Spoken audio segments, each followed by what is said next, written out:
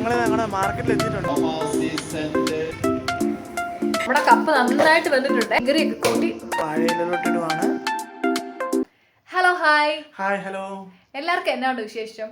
ഇന്ന് ഞങ്ങളിങ്ങനെ ചുമ്മാ ഇന്ന് കുറേ റീൽസ് ഒക്കെ കണ്ടപ്പോൾ ഞങ്ങൾക്ക് വലിയൊരു ആഗ്രഹം നല്ല കപ്പയും മീൻകറിയും കഴിക്കണമെന്ന്. അതെ, അപ്പോൾ നമ്മൾ കപ്പയും മീൻകറി ഉണ്ടാക്കാമെന്ന് ഓർത്ത് അടുക്കളയിൽ ചെന്നപ്പോൾ നമുക്ക് കപ്പയും മീൻകറി ഉണ്ടാക്കാനുള്ള കപ്പയില്ല, നമുക്ക് ആവശ്യത്തിനുള്ള ഫിഷും ഇല്ല. അപ്പോൾ നമ്മൾ ഓർത്തു ഇവിടെ തൊട്ടടുത്ത് തന്നെ നമുക്കൊരു മാർക്കറ്റ് ഉണ്ട്, നമ്മുടെ ഷോർട്സിൽ നിങ്ങൾ കണ്ടിട്ടുണ്ടോ. അപ്പോൾ ആ മാർക്കറ്റിൽ പോയിട്ട് ആവശ്യത്തിനുള്ള സാധനങ്ങളൊക്കെ വാങ്ങി, പിന്നെ അതുപോലെ ഞങ്ങൾക്ക് കുറച്ചധികം വേറെ പർച്ചേസും കൂടി ഉണ്ട്, അതെല്ലാം വാങ്ങി ഒരാഴ്ചത്തേക്കുള്ള വീക്കിലോട്ടുള്ള പച്ചക്കറിയൊക്കെ വാങ്ങി വരാമെന്ന് ഓർത്തു.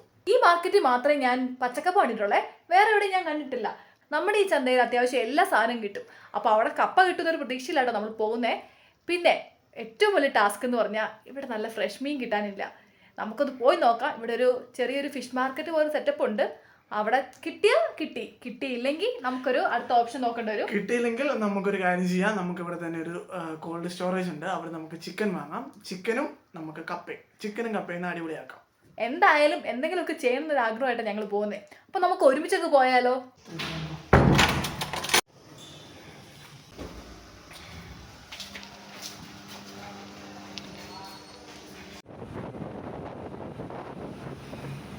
നമ്മൾ മാർക്കറ്റിലേക്ക് പോകുന്ന വഴിക്ക് തന്നെ ഒരു ചർച്ച് ഉണ്ടായിരുന്നു. ഞങ്ങൾ അവിടെ കയറി കുറച്ചു നേരം പ്രാർത്ഥിച്ചിട്ടൊക്കെയാണ് മാർക്കറ്റിലേക്ക് പിന്നെ പോയത്.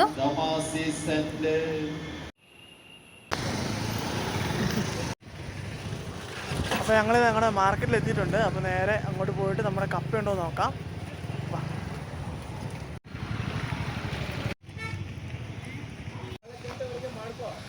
അപ്പോൾ ഇതാ കപ്പയുണ്ട്. ഏതായാലും മാർക്കറ്റിൽ നിന്ന് കപ്പയും പച്ചക്കറിയൊക്കെ വാങ്ങിയിട്ട് ഞങ്ങൾ നേരെ വീട്ടിലോട്ട് പോന്നു. വരുന്ന വഴിക്ക് മാർക്കറ്റിൽ നിന്ന് കിട്ടാത്ത കുറച്ച് പച്ചക്കറികൾ ഈ കടയിൽ നിന്നും വാങ്ങി ഞങ്ങൾ നേരെ ഫിഷ് മാർക്കറ്റിലോട്ട് പോയി. അവിടെ ചെന്നപ്പോൾ ഏതായാലും മീനുണ്ടായിരുന്നു കേട്ടോ. നമ്മൾ പേടിച്ച പോലെ ഒന്നും സംഭവിച്ചില്ല. എന്തായാലും ഞങ്ങൾ കുറച്ച് മീനും വാങ്ങി നേരെ വീട്ടിലോട്ട് വിട്ടു.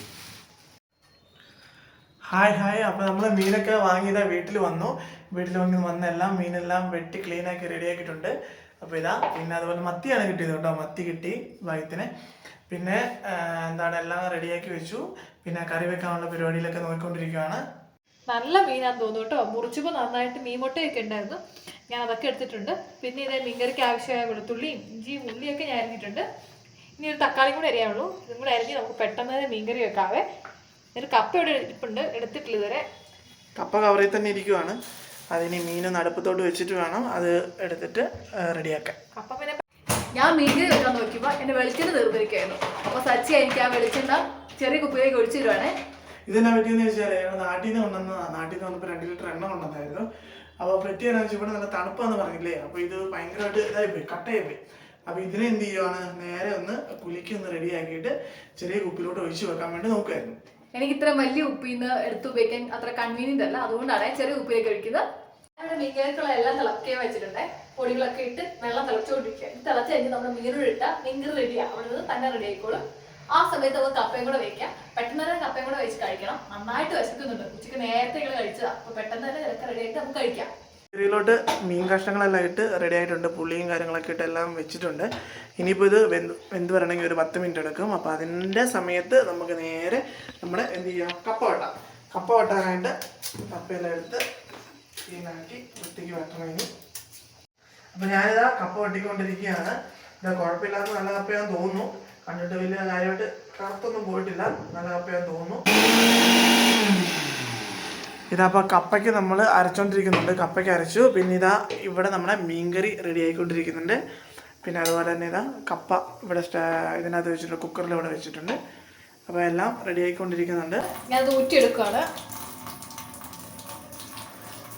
പിന്നെ നമ്മുടെ മീൻകറി സെറ്റായിട്ടുണ്ട്. പിന്നെ ഞങ്ങൾ സൈഡിലോട്ട് കുറച്ച് ചോറും കൂടെ വെച്ചു. കപ്പ തിന്ന് കഴിയുമ്പോൾ കുറച്ച് ചോറും കൂടെ കഴിച്ചേക്കാമെന്ന് ഓർത്തു. അപ്പോൾ ഇതാ മീൻകറി റെഡിയായി, തീയൊക്കെ ഓഫാക്കി സെറ്റാക്കിയിട്ടുണ്ട്.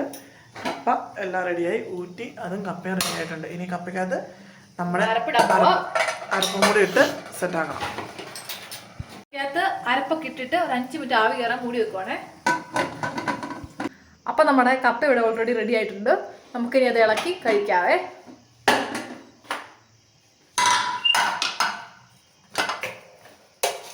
നമ്മുടെ കപ്പ ഇവിടെ നല്ല അടിപൊളിയായിട്ട് വെന്തിട്ടുണ്ടേ, പുട്ടുപോലെ വെന്തിട്ടുണ്ട്.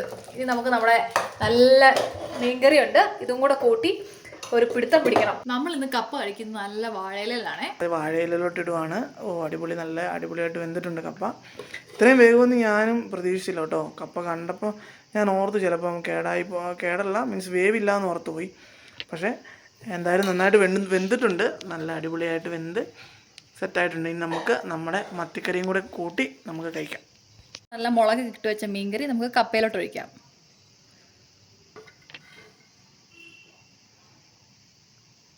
അപ്പം നമ്മുടെ ഡിന്നർ സ്പെഷ്യൽ കപ്പയും മീൻകറി ഇവിടെ നിങ്ങൾ കഴിച്ചുകൊണ്ടിരിക്കുകയാണ്.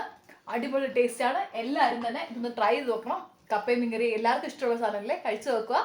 അപ്പോൾ അത്രയൊക്കെ ഉള്ളൂ ഇന്നത്തെ വിശേഷങ്ങൾ. അപ്പം വീഡിയോ കണ്ട് ഇഷ്ടപ്പെട്ടവരൊന്ന് ജസ്റ്റ് ഒന്ന് സബ്സ്ക്രൈബ് ചെയ്യുക, നമ്മളെ സപ്പോർട്ട് ചെയ്യുക, ലൈക്ക് ചെയ്യുക, ഷെയർ ചെയ്യുക. അപ്പോൾ അത്രയേ ഉള്ളൂ. Thank you. Okay, by.